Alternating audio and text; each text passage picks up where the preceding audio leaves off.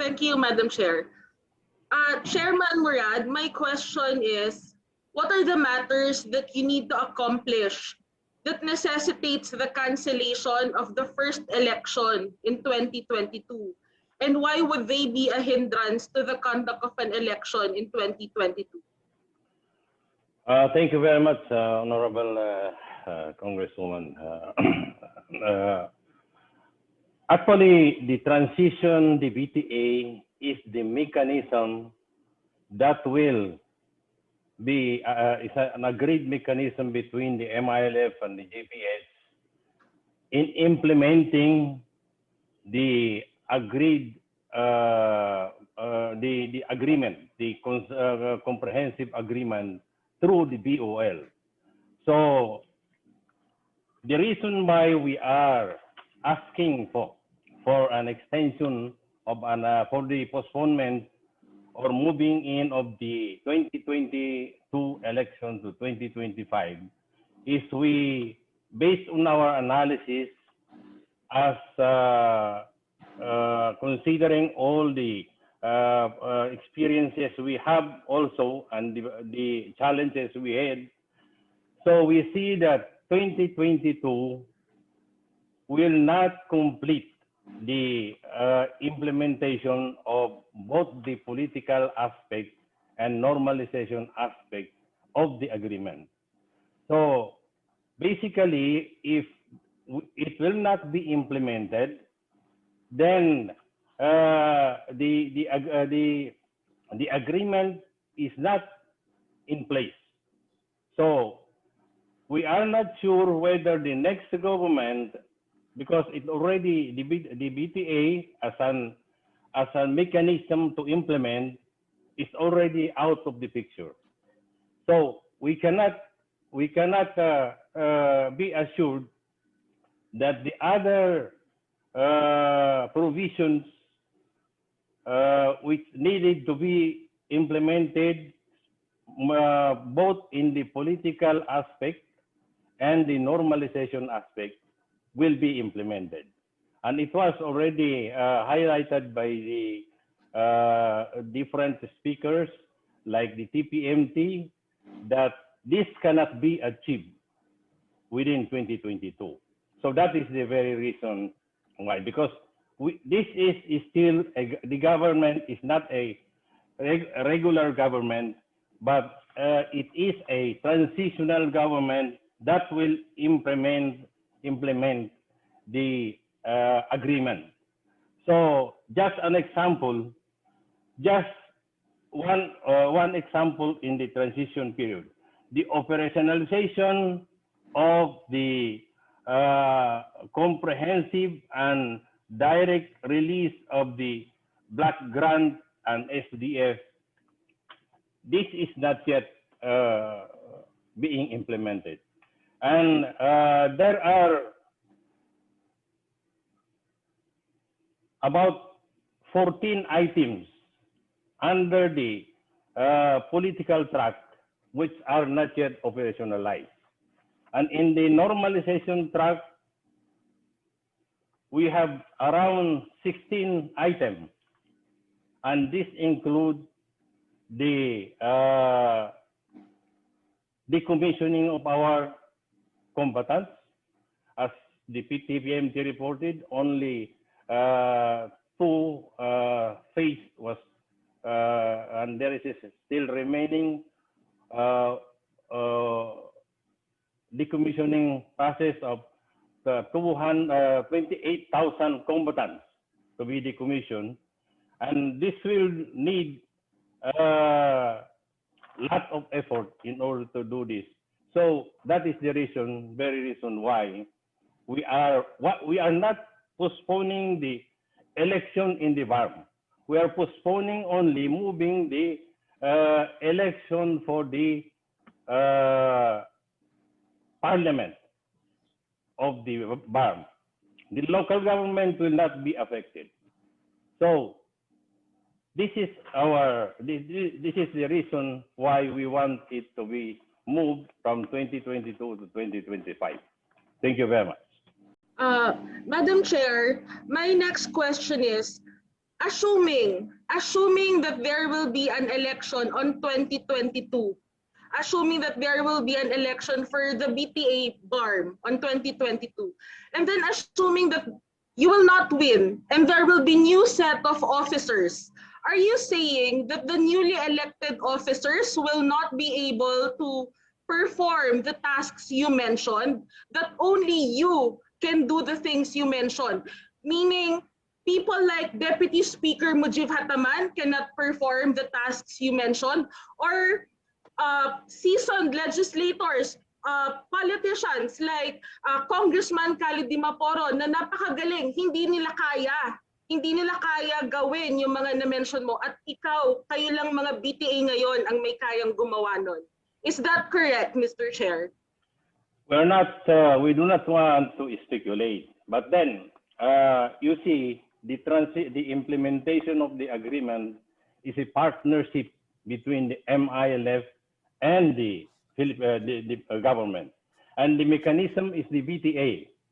Now, if the MILF is no longer the BTA, then there is no partnership between the national government and the MILF in implementing.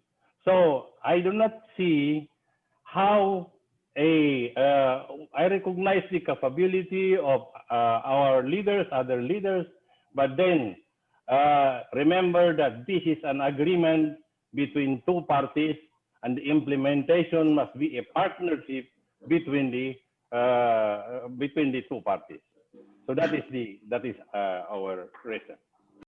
So, Madam Chair, my next question would be, for example, there is an election, and then the MILF members who are members of the BTA now do not win.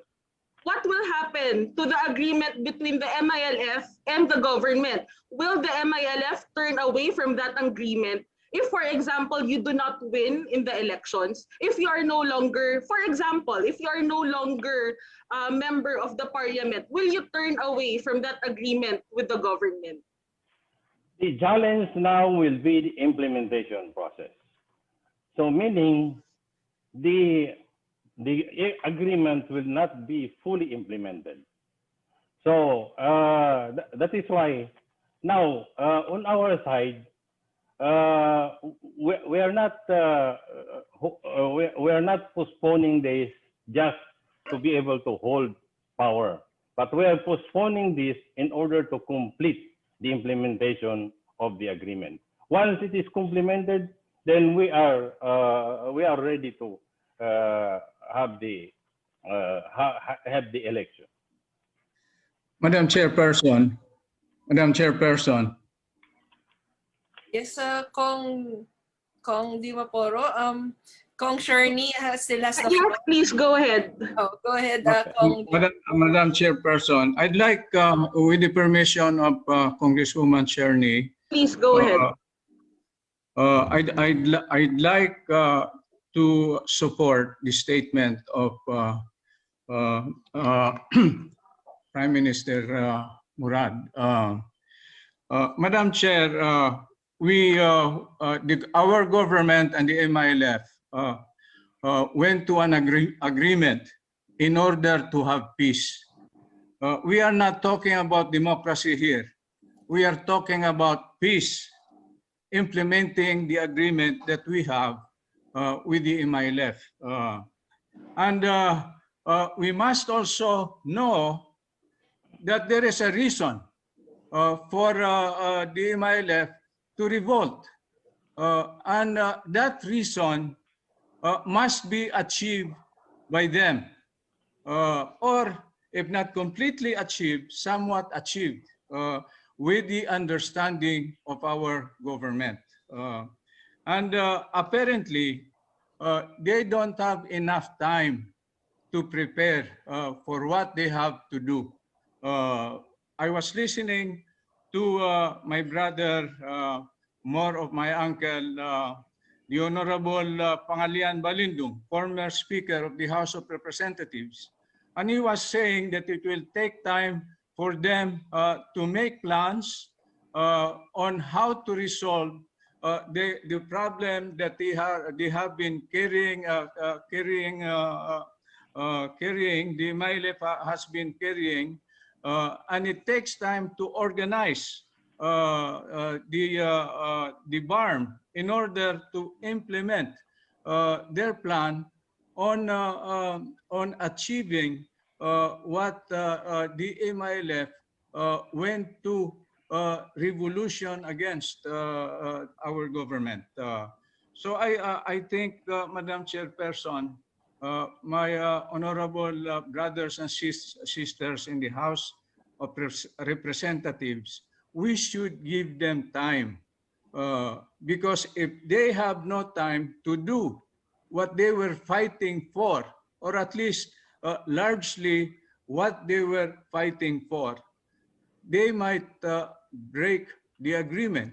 As the Honorable Morad was saying, we will not be able to carry on the agreement, Madam Chairperson. So I think we should all understand that we should give time to the officials of BARMM in order for them to achieve what they were trying to fight for, what they were willing to risk their life for.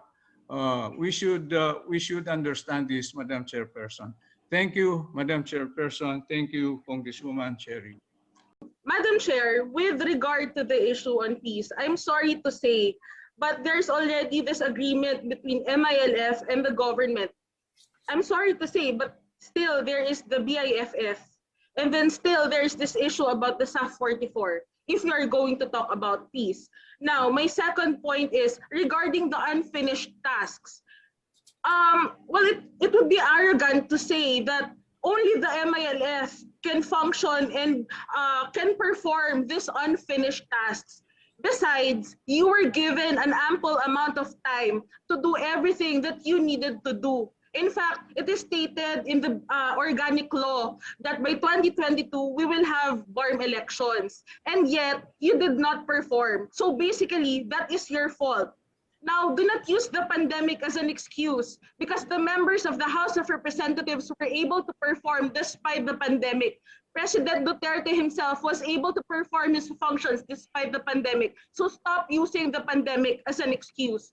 Now, lastly, Madam Chair, if we will allow the extension of BTA BARMM because BTA was not able to finish their task, well, who knows? They might just delay and use their lack of performance as an excuse so as not to hold an elections in the and that I intend to introduce an amendment to all the House bills filed that there shall be a referendum, to submit this amendment to a referendum so we can hear the voice of the people. Anyway, we submitted the organic law to a plebiscite, and now that we're making an important amendment, it is important that we consult again the people whether they want to extend the elections or not through a referendum. Thank you, Madam Chair.